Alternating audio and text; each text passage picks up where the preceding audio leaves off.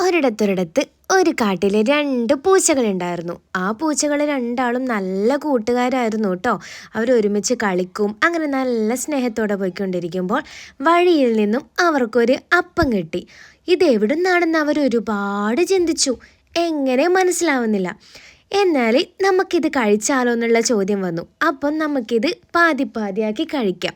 അങ്ങനെ അത് പാതിയാക്കിയപ്പോൾ ഒന്ന് വലുതും ഒന്ന് ചെറുതുമായി. അപ്പം വലിയ കഷ്ണത്തിനായിട്ട് രണ്ടുപേരും കൂടി നല്ല അടിയായിരുന്നു.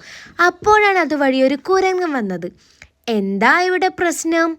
കൂട്ടുകാരൊരിക്കലും അടി കൂടാൻ പാടില്ല. നിങ്ങളുടെ ഈ പ്രശ്നം ഞാൻ തീർത്തു തരാം എന്നു പറഞ്ഞ് ഈ കുരങ്ങൻ അവരുടെ കയ്യിലുള്ള അപ്പക്കഷ്ണങ്ങൾ രണ്ടും വാങ്ങിയ ഉടനെ ഈ കുരങ്ങൻ ആ രണ്ട് അപ്പക്കഷ്ണങ്ങളും തിന്നാൻ തുടങ്ങി. ഇത് കണ്ട പൂച്ച രണ്ടും തലയിൽ കൈവച്ചിരുന്നു പോയി.